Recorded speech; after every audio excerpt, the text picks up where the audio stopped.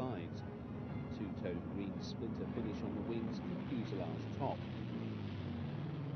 By early 1940, almost all early 109 models had been replaced by the Emile, as it was known to its pilots. In its E3 variant, the ME 109 was at the forefront of fighter technology during this period. On the eve of the German invasion of France and the Low Countries on the 10th of May 1940, the Luftwaffe could deploy nearly 1,000 ME 109E models. When the Luftwaffe was unleashed in the early hours of the 10th of May, its initial targets were the massive aircraft based on all 72 Allied airfields across France and neutral Holland. No fewer than 16 Gruppen of ME 109s supported the opening airstrikes by the Stukas and medium bombers. Although the Armée de l'Air and the RAF were able to field a number of modern fighters, the 109 Staffel quickly gained control of the air above the advancing German forces. Such was the speed of the advance of the Panzers that the fighter units found themselves being hastily uprooted and moved forward to new air bases and fields in their wake. The British, having fallen back on the port of Dunkirk following the German drive to the Channel coast in their rear, now proceeded to organise the seaborne evacuation of their expeditionary force. Hitler, however, had halted his panzers in their drive on the port and accepted Goering's assurance that the Luftwaffe could block any British rescue attempt. With the launch of Operation Dynamo, hundreds of ships of all sizes now attempted to lift off the Anglo-French forces from the port and beaches around Dunkirk in the face of a determined attempt by the Luftwaffe to sink them.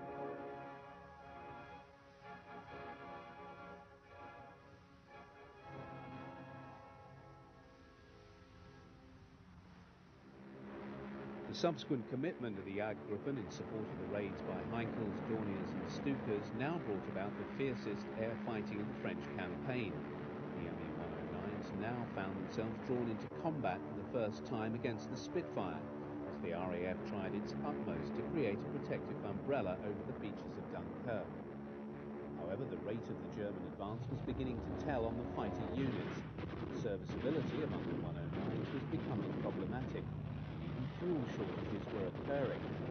However, it is also clear that in their encounters with the Spitfire, the Jagdflieger had the clear impression that they had, for the first time, come up against an aircraft as effective as their own 109, piloted by men just as professional as themselves. Though RAF losses were considerable, the fighting was hardly one-sided, as they, in turn, claimed at least 200 Luftwaffe aircraft shot down through to the 5th of July. With the French surrender on the 22nd of June and the subsequent victory parade in Berlin, Hitler was at the pinnacle of his power.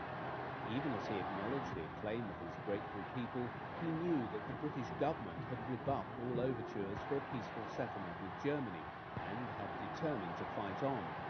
However, his ambivalent feelings towards Britain left him uncertain as to what to do.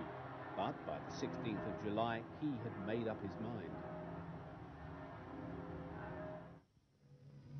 In the preamble to his Directive No. 16, Hitler explained his decision by stating, "As England, despite her hopeless military situation, still shows no sign of willingness to come to terms, I have decided to prepare, and if necessary carry out, a landing operation against her."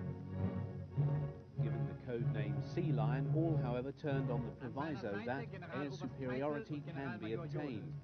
Herein lay the rub, for without the reduction of the RAF in the skies over England, and the guarantee that the invasion forces would not be attacked from the air, the enterprise could not be entertained.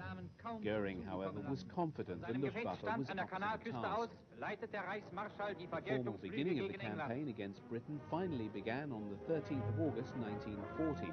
Known as Adlertag, or Eagle Day, the Luftwaffe dispatched no fewer than 485 bomber and 1,000 fighter sorties across the south of England.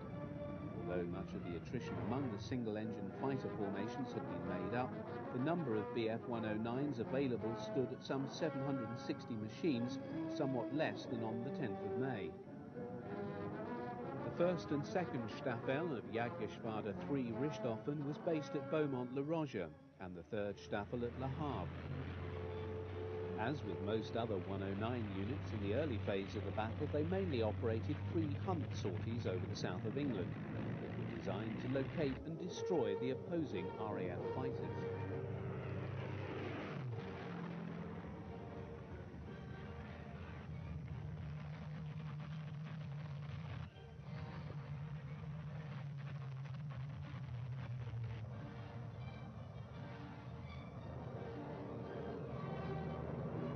Free-ranging sweeps, the Jagdflieger employed tactics first worked up in Spain. The basic formation was provided by the rote or pair of Me-109s flying some 200 yards apart, with the wingman flying slightly below and to the rear. Mutual support was the key to this formation. The British form employed 4 109s, in effect 2 pairs operating in tandem. These formations bestowed great flexibility on the German fighters, and allowed them to deal effectively with the far more rigid 3-plane RAF Vic formation employed by Spitfires and Hurricanes. During the battle, pilots on both sides came to be portrayed as heroes by their respective media. Here, the face of Werner Mulders stares out from the cover of the Dutch edition of the magazine Signal. As the first pilot in the new Luftwaffe to be awarded the Oak Leaves to the Knight's Cross, Mulders' career was avidly followed by the propagandists, especially when appointed to command JG 51 on July the 27th. Adolf Galland was also lauded by the press. Although seen as perhaps playing second fiddle to Mulders, he and Galland were friendly rivals in the ace stakes, each amassing high scores. Both, however, were partially eclipsed at this time by the meteoric rise of Helmut Wick. In 4 months in 1940, Wick was promoted by Goering from Staffel captain of 3 JG2 to Geschwader Commodore. At the time, he was just 25 years old. Wick was a gifted pilot, and his score by the end of the battle had risen to 56, giving him 6 more than Galland and 4 more than Mulders. During the campaign, Goering paid a visit to Wick's base at Beaumont-le-Roger.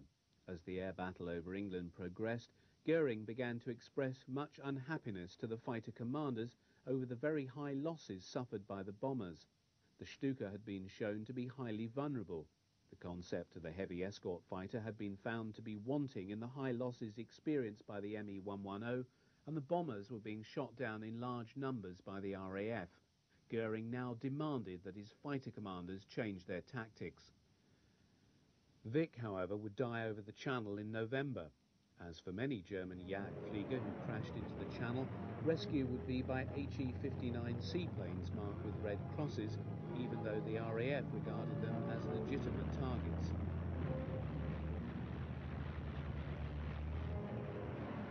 Goering's insistence that the bombers be given greater protection from RAF fighters required that they give up their free hunting tactics and tie themselves more closely to the slower moving bombers. In the case of the Dornier 17 and Heinkel 111, the 109s had to throttle right back to maintain station with these much slower moving aircraft. If escort duty had to be carried out, the Jagdflieger preferred to cover for the faster Junkers Ju-88s, as seen in this footage. With the switch from attacking RAF airfields to bombing London, the ability of the Me-109s to give the protection to the bombers that Goering demanded was simply not possible by virtue of the short range of the Messerschmitt fighter. Lacking drop tanks that could have extended their range, the short-legged 109 carried only enough internal fuel for a radius of just 125 miles from their base. The escort task required that they accompany the bombers from the French coast to the target and then back to the Channel. As the fighters needed to retain at least a small amount of fuel for combat over the target,